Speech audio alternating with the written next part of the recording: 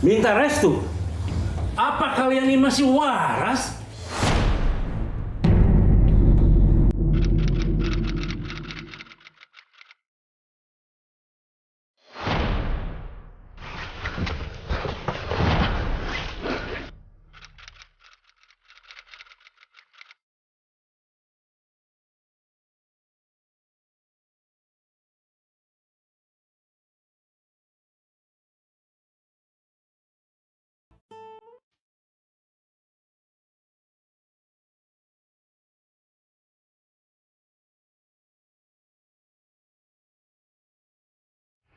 Gita Cinta di bangku SMA, cerita Arif dan Rizka sejoli yang mabuk asmara. Kisah bermula ketika Arif jatuh cinta pada adik kelasnya Rizka. Dunia terasa indah, hati berdebar-debar jika bersama.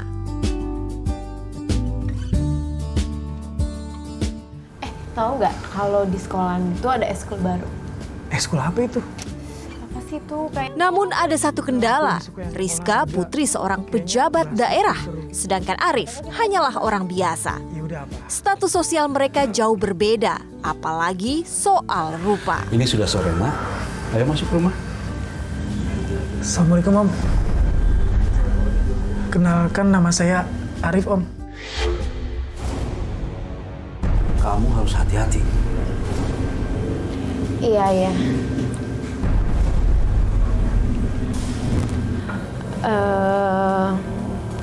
Rif, kamu jangan tersinggung ya soal omongan ayahnya aku. Minta maaf ya. Iya, nggak apa-apa kok. Iya, Rizka. Ada yang mau aku omongin sama kamu. Boleh nggak aku ngomong sesuatu? Boleh.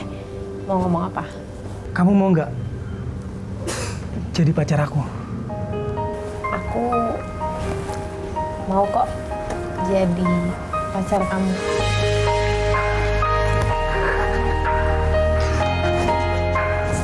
Ungkapan cinta berdua menyimpul erat asmara, mulai dari bangku SMA berlanjut hingga ke jenjang kuliah.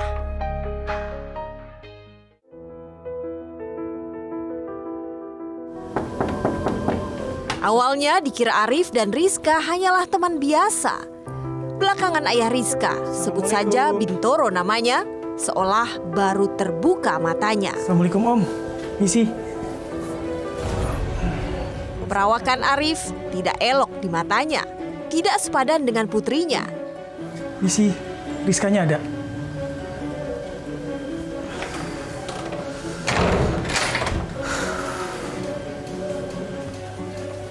Rizka. Duduk. Kenapa sih ya manggil-manggil?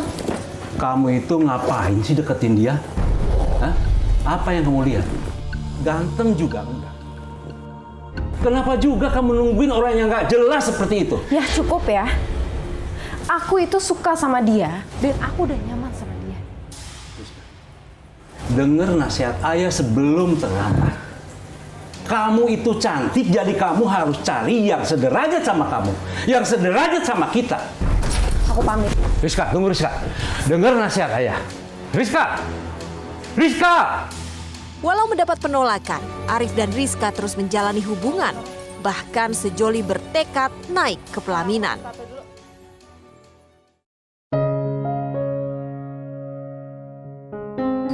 Ada apa? Kok cemberut gitu, aku didiemin kayak gitu?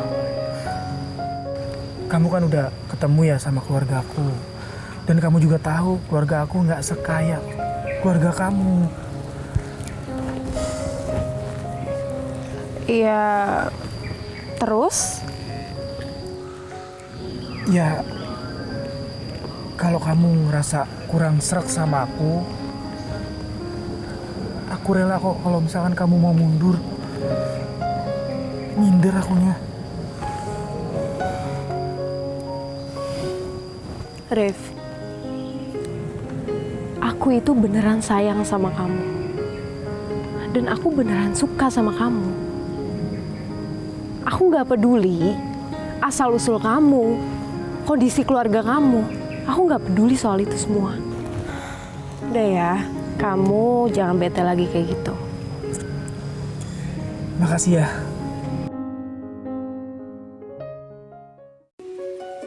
Berdua seia sekata, nekat minta restu ayah Rizka. Apa? Minta restu? Apa kalian ini masih waras? Tidak. Ayah tidak mau dengar. Karena ayah sudah menyesal. Kenapa nggak dari dulu ayah tegas sama kamu? Udahlah, Arif. Kamu jangan berhayal. Karena kita semua tahu kalau kamu itu tidak sepadan dengan keluarga kita. Jadi jangan bermimpi kamu kalau saya mau merestui. Kamu harus semangat, kamu harus berjuang. Kita harus buktiin kalau kita bisa. Aku bakalan selalu support kamu kok. Ya. Makasih ya. Iya. Udah, kamu yang tenang ya.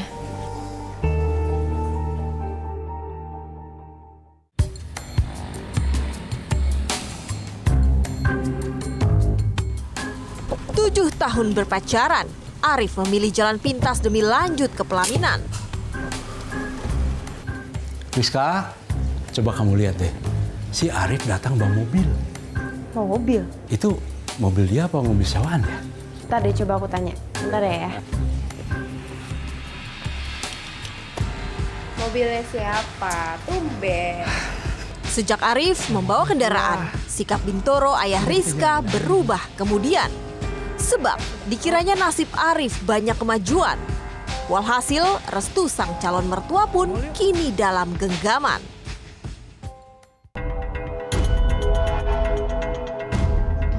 Namun taktik Arif tidak berlangsung lama sebab Arif mulai kehabisan dana. Lantaran tak ada mobil sewa, Arif malah berniat merampas mobil saja. Udahlah, cari cewek yang lain aja. Gak, Fik, gak bisa. Aku tuh udah mentok sama dia, Fik. Masalahnya nih ya, kalau aku nggak kelihatan bawa mobil, itu bapaknya nggak akan ngerestuin aku. Udahlah, pokoknya kamu tenang aja. Masalah curi mobil, kamu nggak akan terlibat. Itu urusan aku. Udah, kamu bawa motor ini, kita jalan. Bantuin aku. Berpura-pura ingin membeli rumah, Arif mengincar mobil seorang mahasiswa. Ketika ia lengah, Arif mencabut nyawa. Ikuti terus ceritanya selepas jeda, tetap bersama Waspada.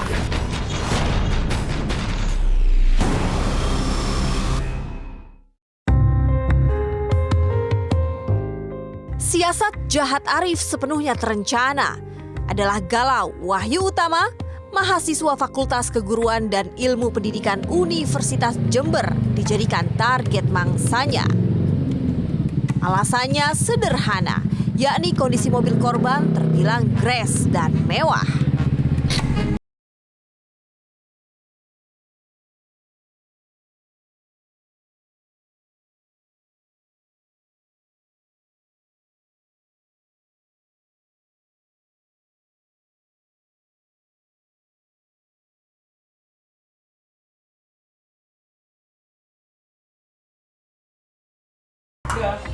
Isi. Yang menjadi umpan ialah sebuah rumah milik paman korban. Sebelumnya Arif berpura-pura ingin membeli rumah. Diutus oleh bos besar katanya. Atas rujukan si pemilik rumah, Arif diminta bertemu dengan keponakannya, Mas. yakni Galau Wahyu Utama.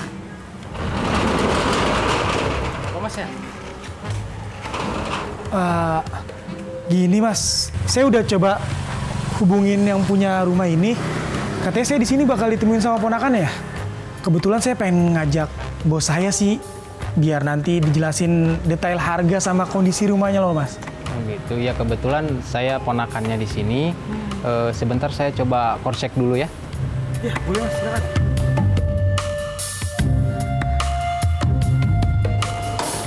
Tanpa curiga, Galau Wahyu Utama pun bersedia. Atas perintah pamannya, Galau masuk perangkap jahat Arif dan temannya.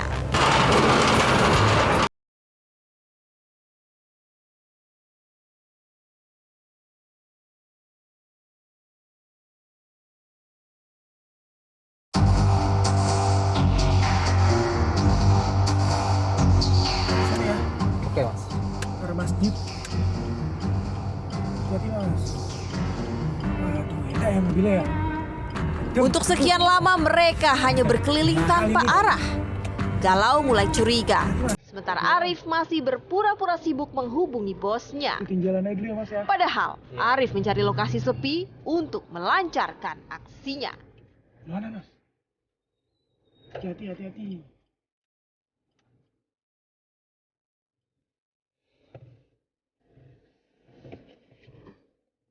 Sebenarnya dari mana sih Mas rumahnya?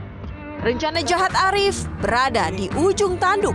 Deru adrenalin membuat emosinya jadi campur aduk. Aku tuh serius, sabar dulu. Halo, bos. Udah di mana, bos? Ini udah ditungguin tuh, bos. Iya, yaudah, saya tunggu di sini ya. Oke.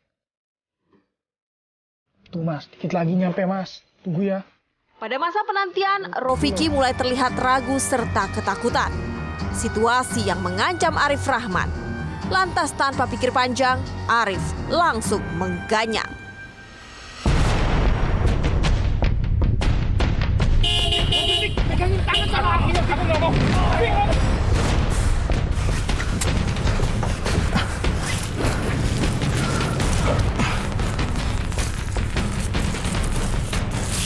Kamu awasi sekitar. Ada orang nggak? Jangan nangis aja, ngedot kamu. Cuma aku aja kamu.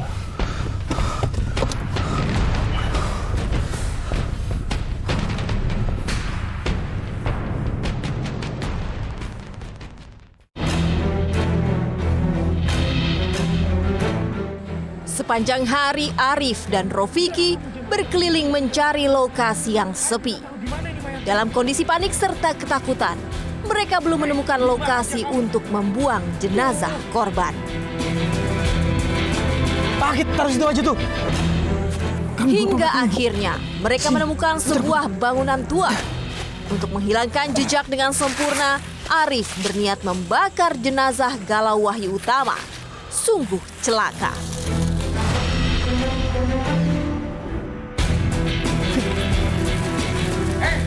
Alangkah terkejutnya, saksi mata malah menemukan jenazah manusia. Sejak itulah, Arif menguasai mobil korban demi membuat calon mertua terkesan padanya. Sampai akhirnya, Arif mendapatkan keinginannya.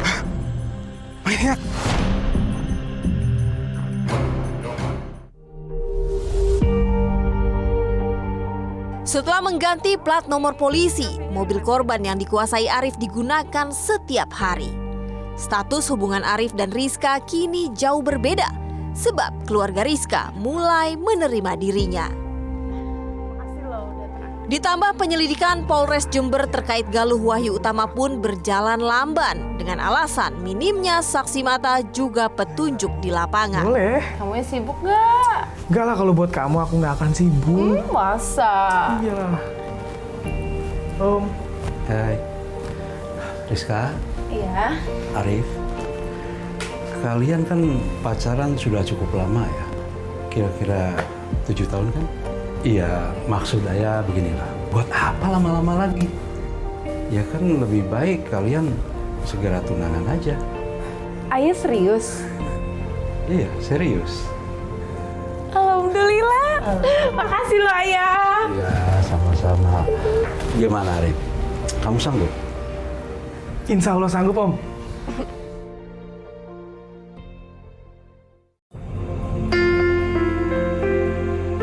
Selanjutnya, Arif dan Rizka menikah jua. Akad juga resepsi pernikahan mereka berlangsung mewah. Namun, rumah tangga mereka terbelit masalah, terutama soal nafkah.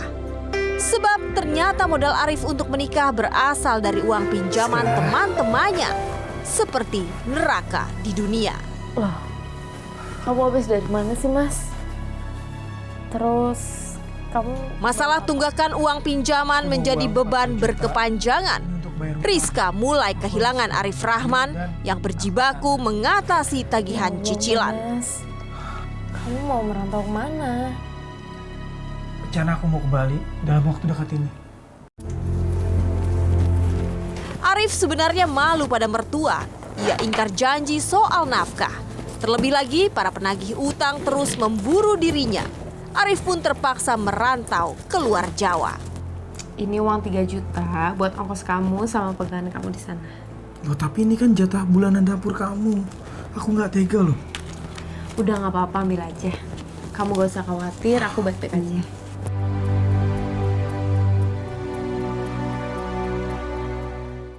Setahun menikah, Rizka didesak untuk menggugat cerai suaminya. Sosok Arif Rahman dicampakkan oleh mertua karena tak memberi nafkah serta penuh dusta. Jangan beranjak kemana-mana, tetap bersama Waspada.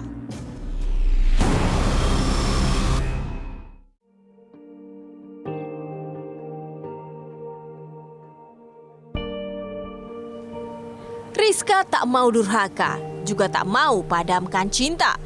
Bimbang antara dua pilihan, Rizka memilih taat pada orang tua. Rizka, kamu tanda tangani dokumen gugat cerai ini. Ayo tanda tangan. Ayo. Ayo Rizka. Berakhirlah rumah tangganya. Arif dan Rizka pun bercerai.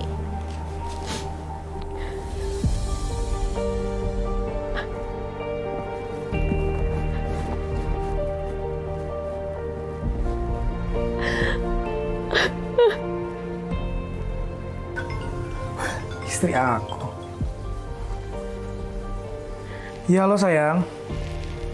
Halo, Mas. Mas, aku minta maaf sama kamu. Iya, ada apa? Kok kamu Aku sedih? minta maaf, aku terpaksa, Mas. Terpaksa apa?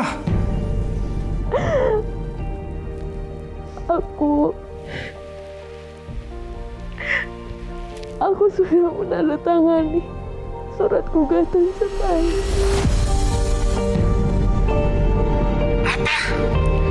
Gugatan cerai?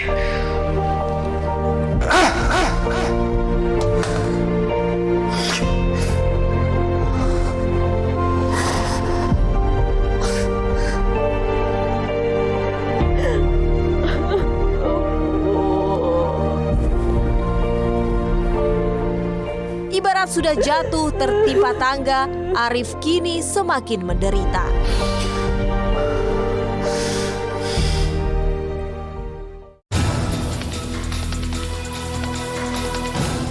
Enam tahun usai bercerai dengan Rizka, Arif Rahman mulai menuai karma. Ketika Polres Jember kembali melanjutkan penyelidikan kasus kematian Galau Wahyu Utama setelah 9 tahun masih tanda tanya. Jadi untuk kasus pembunuhan dengan korban atas nama mahasiswa Galau yang terjadi 9 tahun yang lalu, pada saat waktu tersebut ya terjadi di akhir Februari tahun 2013, di mana memang pada saat ditemukan kondisi korban ya cukup mengenaskan. Jadi setelah sekitar 9 tahun berlalu, untuk pengungkapan dari Polres Jember ya kita mendapatkan informasi bahwa terduga tersangka ada di Bali. Titik terang bermula dari sebuah kecelakaan ketika polisi menemukan mobil korban yang digadaikan. Setelah ditelusuri kemudian, mobil tersebut ternyata sudah 3 kali berpindah tangan. Dari keterangan pengguna mobil korban, polisi mengantongi identitas Arif Rahman. Ya, Anda kami tangkap. Loh, Ikut kami. ada apa ya, Pak? Ayo. Ikut kami. Pak, saya salah apa, Pak? Nanti jelasin di kantor. Ya? Diam kamu.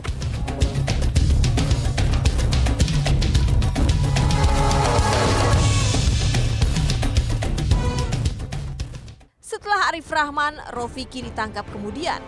Keduanya dijerat pasal pembunuhan berencana serta pencurian dengan kekerasan yang mengakibatkan orang meninggal dunia. Setelah diceraiin sama istri tuh gimana perasaannya?